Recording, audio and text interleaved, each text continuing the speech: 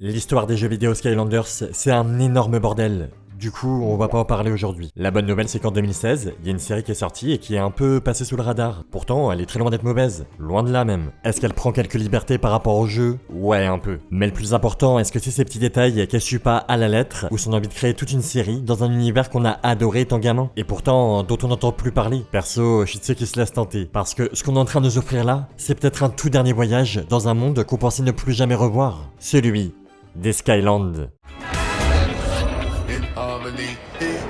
Les Skylands, c'est un endroit magique, aussi gigantesque qu'ancien, composé d'une infinité d'îles flottantes. Et sur l'une d'elles, il va se passer un événement qui peut paraître sans grand intérêt, mais qui va absolument tout changer à la suite de notre histoire. Cet œuf qui est en train d'éclore, il va laisser la place à un des plus grands héros que les Skylands n'ont jamais connu. Un dragon violet en couche culotte. Attendez, il l'avait vraiment à sa naissance? Puis il faut croire qu'il est précoce, parce qu'il sait déjà se battre.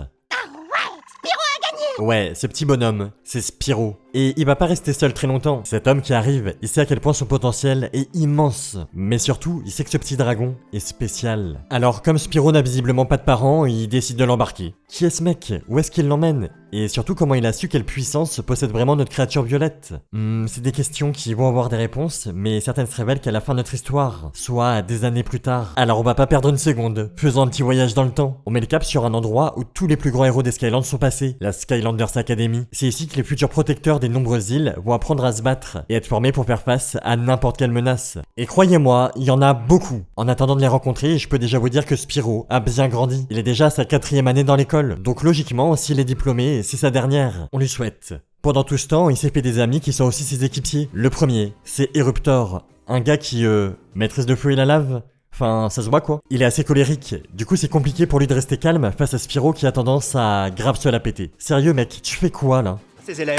Personne ne veut une photo de ton derrière. Elle, c'est Stealth Elf, qu'on va appeler Elf pour des raisons pratiques. Déjà, faut savoir qu'elle est capable d'aller tellement vite qu'on a l'impression qu'elle se téléporte. Et surtout, elle se bat avec des armes assez stylées. Ouais, globalement, c'est une sorte de ninja. Son autre point positif, c'est qu'elle est assez calme. Du coup, elle peut temporiser les caractères explosifs de Eruptor et Spyro pour éviter qu'ils s'entretuent. Ça vient peut-être du fait qu'elle ait été élevée par des arbres et qu'elle soit de l'élément vie. Oui, parce que chaque personnage qu'on voit se range dans une des 8 catégories qui représentent son élément. Par exemple, Eruptor, c'est le feu, Spyro la magie, Elf la vie. Mais il y en a encore 5 autres que je vous affiche. Si jamais on croise un représentant de ces catégories, promis j'essaie de vous le signaler, histoire que vous puissiez voir à quoi il ressemble. Avec tout ça, j'ai presque oublié qu'on avait cours. Nos héros arrivent en retard, comme très souvent, et sont engueulés par leur prof, Jetvac. C'est une sorte de gros pigeon, du coup son élément, c'est l'air. Il en peut plus que ces 3 élèves se permettent d'arriver en retard et de faire n'importe quoi. C'est quand même des apprentis Skylanders. C'est comme ça qu'on appelle ceux qui défendent les Skylands. En être un, c'est très prestigieux et très peu de personnes arrivent à l'être. Mais c'est aussi une immense responsabilité. Il y a énormément de vilains qui rêvent que d'une chose, apporter le chaos sur les îles. Du coup, le prof punit Spyro et les autres et leur colle une éval surprise. Mais bon, ça risque pas de changer grand chose. Après, Eruptor et Elf sont assez sérieux en cours, donc pour eux, ça va passer. Mais notre dragon violet, comme il est naturellement doué et très fort, il prend pas vraiment au sérieux les études. Il a confiance en lui et ses capacités, donc pourquoi bosser? Si Spyro est comme ça, c'est parce que son père adoptif l'a élevé en lui disant qu'il était spécial. Ce vieil homme, c'est Maître Éon. Celui qui a recueilli notre dragon, mais surtout le fondateur et le directeur de l'académie. Ah, et la petite taupe là, c'est Hugo, son assistant. Très honnêtement, c'est un des meilleurs persos, mais comme il fait pas trop avancer l'histoire, on va pas en parler. On t'aime quand même, Hugo. À la surprise générale, et on annonce à Spyro qu'il a réussi son examen. Ok, c'était de justesse, mais quand même. Le grand maître, il a toujours des doutes. Des évaluations, c'est bien, hein. Par contre, ça prouve pas qu'il a ce qu'il faut pour devenir Skylanders. Ni qu'il va passer la dernière épreuve qui permet d'obtenir son diplôme. Notre dragon, il pense qu'à sa petite personne, alors qu'il va faire partie de quelque chose de beaucoup plus grand que lui. D'un tout. Le maître lui montre un truc secret et bien caché pour essayer de lui faire comprendre ça. Ici, il y a des reliques extrêmement importantes, mais celle qu'il est le plus, c'est ce bouquin. C'est le livre des Skylanders. Je peux le toucher?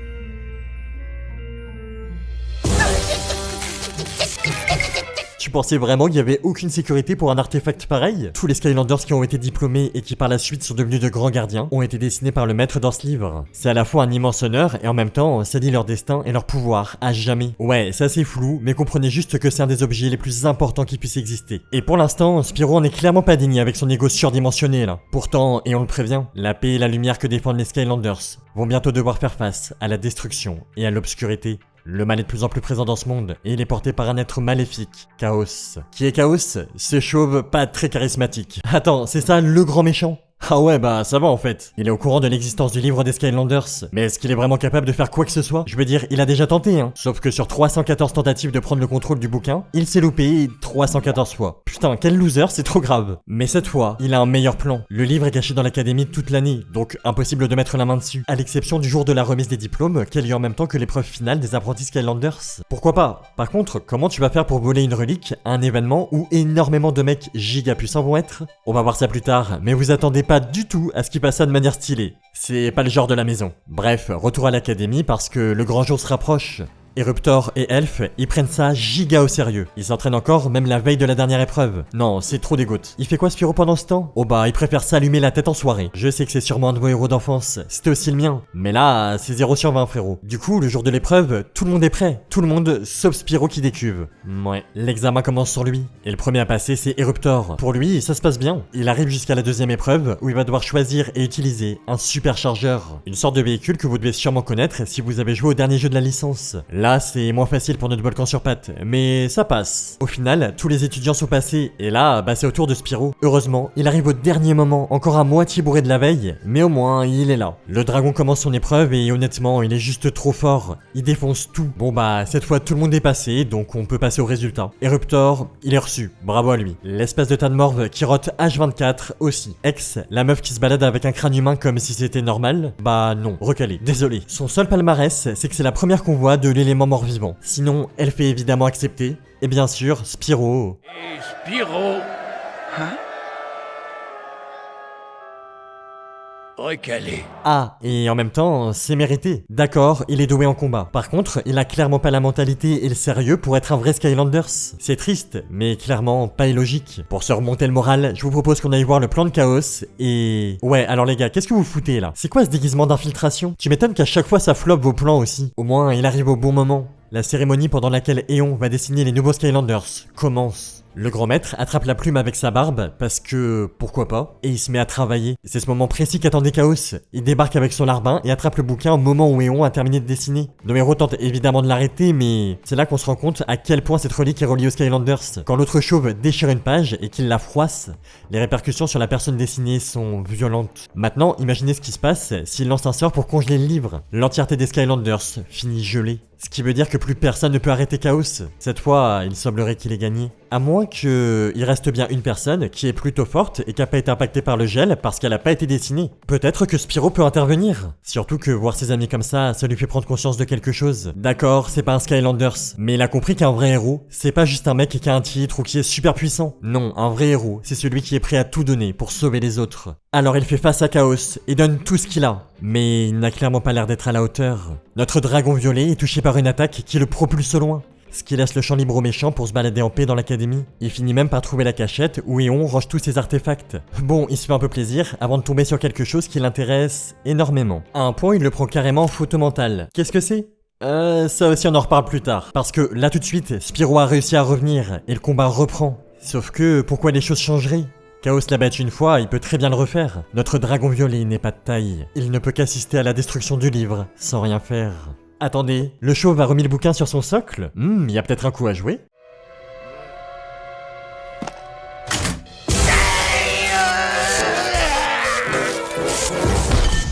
Est-ce que ça veut dire que Spyro vient de gagner? Malheureusement, non. Même ça n'a pas suffi. Faut se rendre à l'évidence. Tout seul, il peut pas y arriver. Mais il y a bien un dernier truc qu'il peut faire pour avoir des renforts. Envoyer une dernière flamme sur le livre congelé pour le réchauffer. Parce que si lui, il n'est plus glacé, les autres non plus. Et maintenant, mec, tu vas faire quoi? Bon bah, 315 défaites, hein. L'autre bonne nouvelle, c'est que Spyro s'est enfin montré digne d'être un vrai Skylanders. Alors Maître, on le dessine lui aussi dans le livre des Skylanders. Pardon? Comment c'est trop moche? Après, je sais pas à quoi je m'attendais venant d'un vieux qui dessine avec ses poils de barbe aussi. Non, en fait c'est Hugo qui redessine tout parce que là, c'est trop grave. Vraiment, le meilleur perso, je vous l'avais dit. C'est cool, mais il reste quand même un tout petit détail. Le machin que Chaos a pris en photo dans la cachette, bah c'est pas n'importe quoi. C'est la carte qui indique là où se trouve le noyau de la lumière. C'est ce qui maintient l'équilibre et la paix des Skylands. N'importe quel vilain aimerait le détruire, et le nôtre fait pas exception. À partir de maintenant, ça va devenir son objectif principal. Bon, dans les faits, il sait pas vraiment où est le noyau parce qu'il fait que bouger. Donc, sa carte sert à rien. Il a juste l'info qu'il existe vraiment, que c'est pas juste un mythe. Mais c'est tout.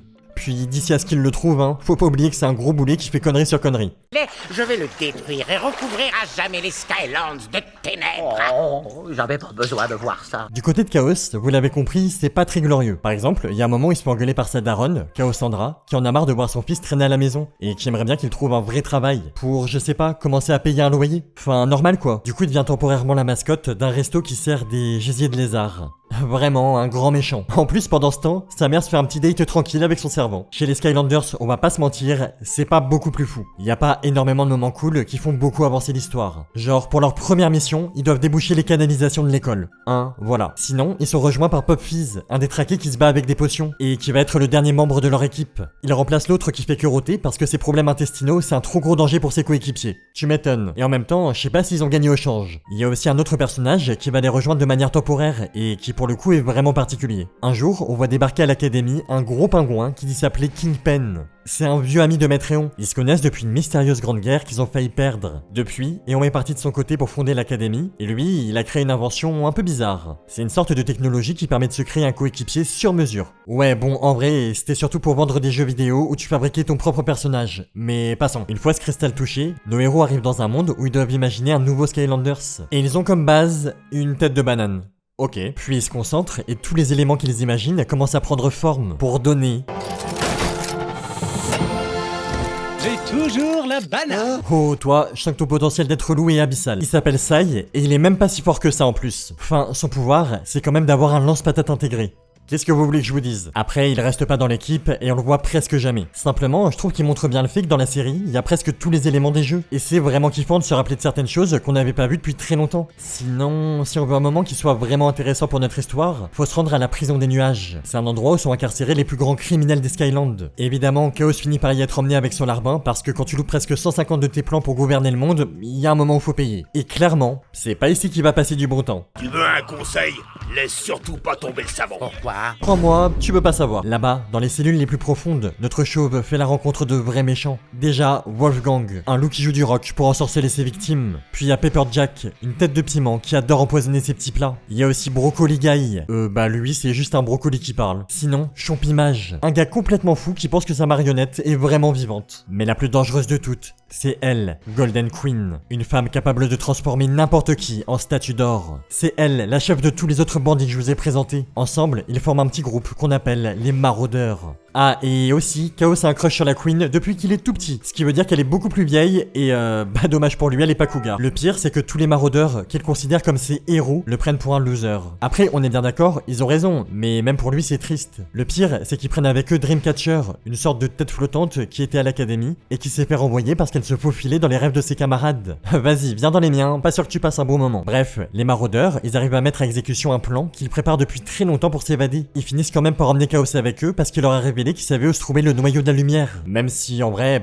non. On rappelle que sa carte sert à rien. Du coup, son château devient leur nouvelle planque. Après, même ça change pas grand chose. Ils vont manigancer des plans tous ensemble, genre se déguiser pour empoisonner du chili. Mais même à 7, ça marche pas beaucoup mieux. Faut dire que nos Skylanders, ils vont recevoir une aide assez imprévue. Ok, il y a un mec que vous connaissez sûrement tous qui arrive dans la série. Si vous jouiez encore au jeu de la licence en 2016, vous allez pas être étonné. Sinon, pour les autres, Crash Bandicoot arrive. Moi non plus, je l'avais pas vu venir. Notre Crash, il est perdu et il faut l'aider à retourner chez lui. Mais pour ouvrir un portail vers sa dimension, il faut utiliser une relique maléfique. Et ça, on en a pas. Il y a bien une personne qui en a une, Chaosandra. Elle possède un grimoire qui peut rendre n'importe qui très puissant. Lui voler à elle, c'est compliqué, voire même impossible, parce qu'elle est forte. Sauf que son idiot de fils lui pique, puis nos héros le battent et le récupèrent. Comme d'hab quoi. Et je vous jure que quand la série balance la musique de Crash quand il se bat, c'est vraiment un mood de fou.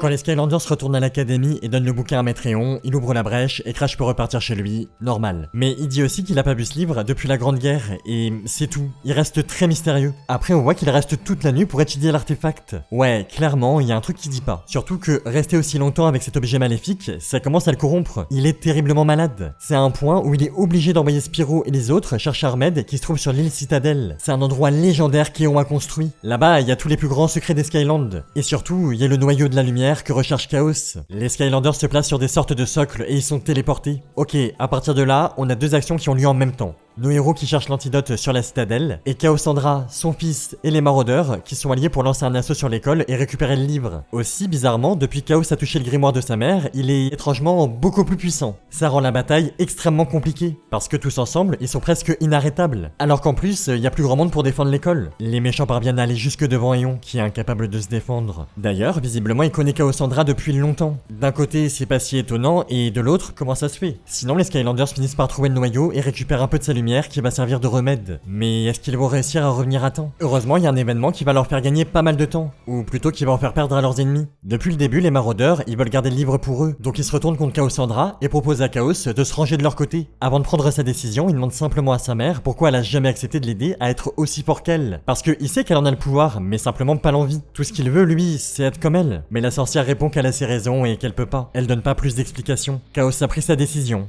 Il rejoint les maraudeurs. En réponse, Cassandra libère sa puissance pour neutraliser tout le monde. Elle est à moitié blessée et en partant, elle dit simplement à son fils qu'il a fait son choix et qu'il va devoir l'assumer. Chaos récupère ses nouveaux collègues et les emmène avec lui en dehors de l'académie. C'est à ce moment que les Skylanders reviennent, juste à temps pour faire boire le remède à leur maître et le sauver. On est d'accord, ils ont pas fait grand chose, mais ça reste une victoire. Puis on va essayer de profiter du peu qu'on a parce que quelque chose me dit que la joie va être de courte durée.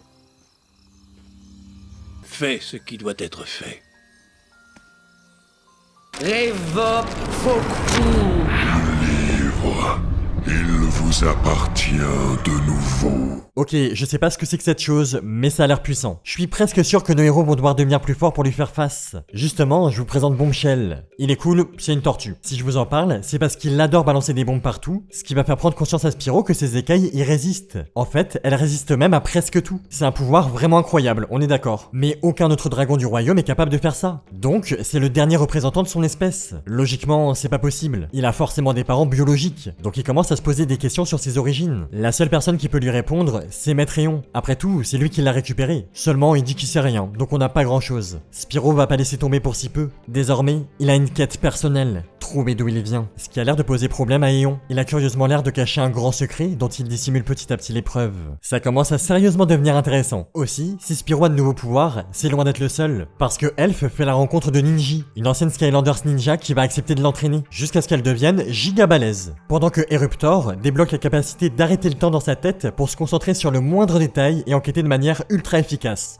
Pourquoi pas. Puis tous ces nouveaux talents, ils vont être utiles. Un peu plus tard, notre petit groupe fait la rencontre d'une nouvelle élève recrutée par Maître Eon, Cinder. Ouais, visiblement, il a un petit kiff avec les dragons. Cinder, elle est capable de maîtriser la foudre et de se transformer en ombre. Donc rien à voir avec Spyro, elle non plus, elle est pas de son espèce. On va apprendre qu'elle est la fille d'un certain Malfort, un dragon aussi cruel que redoutable. Elle est pas mauvaise. Mais plus elle passe de temps avec les Skylanders, et plus elle a peur d'être un danger. Elle redoute que le sang maléfique qui coule dans ses veines prenne le dessus. Alors, elle préfère partir. Sauf que tu viens de révéler à tout le monde que ton père est un monstre, tu comprends bien que tes nouveaux amis vont tout faire pour empêcher que t'en deviennes un aussi. Ils vont directement chez elle, et faut dire que c'est charmant comme endroit. Un bon royaume de destruction comme on les aime. Dans tout ce bordel, nos héros arrivent quand même à retrouver Cinder et à la convaincre de revenir. Bah, c'était facile en fait. C'est vrai que je l'avais oublié lui. Par contre, c'est quoi cette taille titanesque là? En plus, il est atrocement fort. Même les nouveaux pouvoirs de Spyro peuvent rien contre lui. D'ailleurs, pendant qu'il est en train de l'écraser, Malfort se rend compte qu'il reconnaît ses écailles. Elles sont violettes, comme celles d'une espèce qui est censée avoir disparu. Le gros dragon est sûr de ça, parce qu'il a lui-même participé à leur extinction. Et il compte pas laisser passer une opportunité de tuer leur tout dernier représentant. Heureusement, sa fille intervient. Cinder a fait son choix. Elle veut rompre tous ses liens maléfiques et rejoindre les Skylanders. Alors elle s'enfuit avec ses nouveaux amis, pendant que son père a un énorme somme. Elle peut enfin intégrer l'école. Pendant que Spyro a encore plus de questions, auxquelles Maître Eon refuse toujours de répondre. Notre dragon commence à se douter que son père adoptif lui cache volontairement ses origines. Mais pourquoi? Je vais pas répondre à ça tout de suite. Bientôt, hein, mais pas maintenant. En attendant, je vous propose qu'on aille voir du côté des maraudeurs et de Chaos, voir comment ça se passe. Notre chauve a compris que ses nouveaux compagnons se servent de lui depuis le début. Ils veulent trouver le château de Cassandra, où ils pensent mettre la main sur plein de trucs qui peuvent les aider à être plus forts. C'est pas bête, Chaos a touché le bouquin de sa mère et il est devenu extrêmement puissant. Assez pour tous les battre et les forcer à prendre la fuite. Fallait pas le trahir. Si lui, il devient sacrément balèze, la sorcière, c'est tout l'inverse. Son pouvoir s'affaiblit de jour en jour, comme s'il fallait une sorte d'équilibre. Le problème, c'est qu'elle a besoin de garder suffisamment d'énergie pour maintenir la créature piégée dans le livre. Clairement, faut faire quelque chose. Donc quand Chaos se ramène et qu'il dit qu'il est prêt à lui donner son pouvoir pour qu'elle lui pardonne, bah elle dit pas non, et elle l'aspire. À partir du moment où il est de retour dans le château, Chaos va commencer à beaucoup ressembler à Spyro, parce qu'il commence à se poser la même question que lui. Il se demande, mais au fait, c'est qui mon père? Je viens d'où? Et là, comme pour notre dragon, personne ne veut lui répondre, même pas sa mère. Bon les gars, s'il y en a a pas un seul qui peut parler, comment je fais pour faire avancer l'histoire? Le truc qui fait bouger les choses, c'est quand la créature du grimoire arrive à communiquer avec les maraudeurs. Il leur donne l'emplacement du château et juste, allez-y, libérez-moi. Promis, je vous fais aucun mal. Ah oui, aussi, il leur donne son nom, Strykor. Une fois sur place, le petit groupe arrive à vaincre Chaosandra assez rapidement, parce que c'est pas tout à faire mise de sa perte de pouvoir récente, même si Chaos lui avait bien donné les siens. Ce qui est d'ailleurs un problème, parce que ça veut dire qu'il les a plus pour se défendre. Pour lutter contre eux, il reste bien une dernière chose à faire.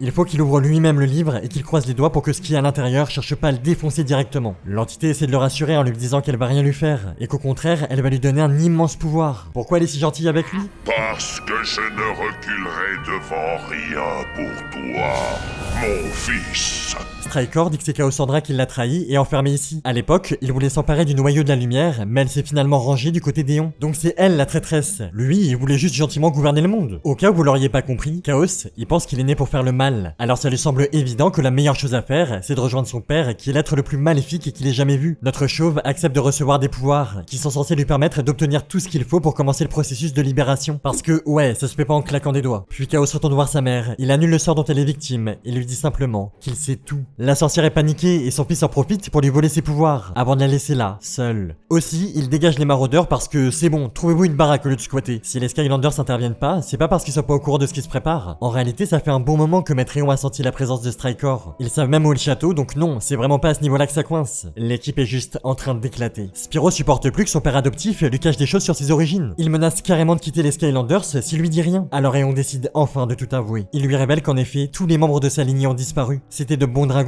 ils faisaient le bien, étaient parmi les créatures les plus puissantes que le royaume n'ait jamais connues. Ils étaient chargés de protéger le noyau de la lumière, et on devait simplement assurer leurs arrières. Mais il a échoué. Pendant la Grande Guerre, une force immense et diabolique est apparue. C'était Strykor. Il a utilisé la magie noire pour prendre le contrôle des ancêtres de Spyro et les faire passer du côté obscur. Le sorcier voulait s'en servir pour mettre la main sur le noyau. Alors Eon s'est servi de tout le pouvoir qui lui restait pour envoyer les dragons dans un autre royaume extrêmement reculé. Le problème, c'est qu'il sait pas où ils sont, ni s'ils ont survécu au voyage, parce qu'il a utilisé une magie instable. Eon est sincèrement désolé, mais ça suffit pas pour apaiser la colère de Spyro. Il a quand même potentiellement éradiqué toute son espèce. Et en plus, il lui a caché pendant de nombreuses années. Non, c'est trop pour lui. Notre dragon violet décide de partir. C'est fini, Maître Eon, et je ne vous pardonnerai jamais. Spyro fonce voir Malfort, parce qu'il avait l'air au courant de beaucoup de choses. Mais bizarrement, il refuse et le capture. T'as déjà oublié qu'il avait dit qu'il était en partie responsable de la fin de ta lignée? Ça veut dire que de base, il était du côté de Strykor pendant la Grande Guerre. Donc c'était vraiment pas un move intelligent de venir. Curieusement, c'est pas Eon ou les Skylanders qui vont venir le sauver, mais Chaos. D'ailleurs, comme il vient au nom de son père, Malfort accepte directement de lui remettre son prisonnier.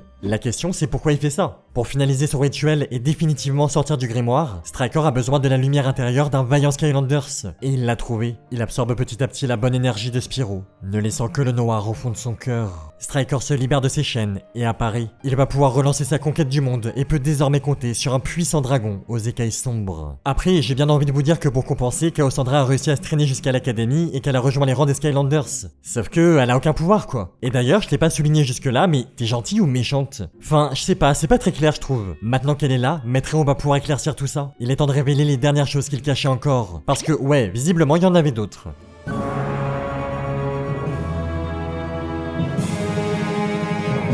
Attends. C'est le même dessin que sur le crâne chauve de l'autre. Ouais, là, faut parler. Il explique qu'il y a des années, à l'époque où les tout premiers Skylanders étaient apparus, le monde connaissait un équilibre parfait entre la lumière et les ténèbres. Eon et Chaosandra étaient alors des étudiants qui apprenaient la magie aux côtés d'un autre élève, Strykor. Ils étaient amis, mais année après année, Strykor devenait arrogant. Il voulait être le plus puissant. Il s'est mis à chercher des grimoires qui renfermaient les plus horribles des magies noires. Ses lectures ont alors commencé à corrompre son esprit, le transformant en être maléfique. Il devint obsédé par une seule chose, détruire le noyau de lumière pour plonger le monde dans les ténèbres et prendre le pouvoir. Pendant la Grande Guerre, les Skylands se sont divisés entre ceux qui ont choisi les ténèbres et ceux qui combattaient pour le bien. Durant cet affrontement, Eon a battu Strykor, mais n'a pas eu la force de tuer son ancien ami. Chaosandra a alors ouvert une brèche pour le piéger à l'intérieur. Malheureusement, la magie noire nécessaire pour y maintenir Strykor a fait sombrer Chaosandra du côté obscur. Elle a accepté ce destin pour sauver tout le monde. Mais maintenant que ce mal absolu est de retour, Eon va de nouveau faire face à son ancien ami, ou plutôt à son frère jumeau. Et cet affrontement va bientôt arriver, parce que Strykor a déjà déjà commencé à mettre son plan en marche. Il recherche un artefact qui doit lui permettre de terrasser tous ses adversaires, le point d'Arcus. En gros, ça a la même tronche que le gant de Thanos. Le seul problème, c'est que la carte qui indique où il est dans l'académie. Ce serait pratique quand même que notre méchant il ait un élève de son côté pour essayer de s'infiltrer et trouver des infos. Ouais, il va envoyer Spyro, et t'en fais pas frérot, si on te demande pourquoi t'as changé de couleur, tu réponds que tu t'es battu. En vrai, la magie dans un combat, ça peut faire ça. Normalement, il y a aucun monde dans lequel ça marche, mais notre dragon y va quand même, et bah écoutez, ça fonctionne. Et on le croit. Ouais, c'est pas des génies. Du coup, Spyro commence son enquête en infiltration, pendant que Strykor, il reste au chaud avec son fils. D'ailleurs, je te précise, mais il aime pas du tout Chaos, et il lui cache même pas. C'est douloureux pour le petit chauve. Son père, qui l'a attendu pendant des années, en a rien à foutre de lui. Ça le fait un peu vriller, et il décide de tout plaquer pour devenir pirate. Il recrute même les maraudeurs qu'il détestait jusque-là. Ok. On va retourner à Spyro, hein. Plus ça va, et plus notre dragon commence à avoir un débat intérieur. Il sait qu'il est fait pour faire le mal, mais au plus profond de son cœur, il lui reste toujours de l'amour qu'il avait pour ses amis. Est-ce qu'il doit vraiment les trahir? De toute façon, il finit par être démasqué par Elf et ligoté, donc ça a pas énormément d'importance. Et on lui fait boire un antidote, et il redevient comme avant. Il retrouve ses amis, et peut les serrer dans ses pattes. Donc, on n'a plus aucun problème? Pas tout à fait. Dark Spyro a quand même eu le temps de trouver le plan de l'artefact, celui que Strykor recherche, et Chaos lui a volé. Comme d'hab, notre petit sorcier fait un truc super bête, il apporte la carte à son père en espérant qu'il va l'aimer. Je suis méchant, au final il cherche juste à avoir un peu d'amour de ses parents. C'est juste giga dommage qu'il ait un QI négatif. Strykor récupère le papier, et il dégage son fils comme un moins que rien, puis monte une armée de trolls avant de se mettre en route vers le point d'Arcus. De leur côté, les Skylanders utilisent le pouvoir de Cinder qui peut localiser l'emplacement du gant. C'est pratique. Au final, ils arrivent assez rapidement jusqu'à l'île où se trouve l'artefact. Là-bas, il y a déjà Strykor et son armée. Mais plus surprenant, il y a aussi Chaos. Il avait pensé à prendre en photo mentale la carte avant de la donner à son père. Et il a tellement devancé tous les autres qu'il a déjà récupéré le gant, ce qui lui donne le contrôle d'un golem immense et quasi imbattable. Quand il voit ça, les trolls de Strykor font demi-tour, parce que vas-y, flamme de se faire casser la gueule. Pourtant, la cible de Chaos, c'est pas eux, mais le noyau de lumière. Visiblement, il a réussi à le localiser, je sais pas comment. D'ailleurs, ils se mettent déjà en route. Donc nos héros prennent la décision de se séparer en deux groupes. Celui des Skylanders, qui va arrêter le golem, et un autre composé de Chaosandra et Eon, qui vont affronter Strykor. Et c'est un méchant plutôt fair-play, parce qu'il passe une partie de son pouvoir à la sorcière qui n'en avait plus pour que ce soit équitable. Sympa. L'affrontement commence. Très vite, Strykor prend le dessus. Les combattants du bien n'ont clairement pas l'air de jouer dans la même catégorie que lui. Mais ils sont deux contrairement à leur ennemi, et ils savent se battre en équipe. Et on parvient à rassembler ses dernières forces pour ouvrir une brèche dans laquelle Chaosandra le pousse.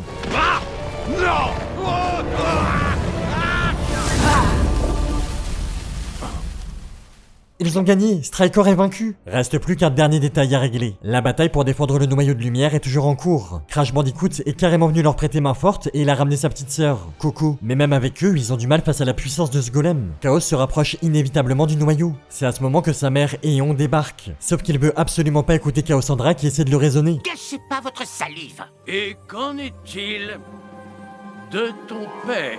Quoi? Ils lui ont rien dit parce que c'est un tabou. Puis surtout, le fils d'une sorcière et d'un magicien, c'est une cible de choix pour n'importe quelle personne qui veut briser l'équilibre entre les ténèbres et la lumière. Ça veut dire que Chaos n'a aucun sang maléfique qui coule dans ses veines. S'il veut choisir de devenir bon, il peut. Alors il se lève de son robot pour rejoindre ses parents et...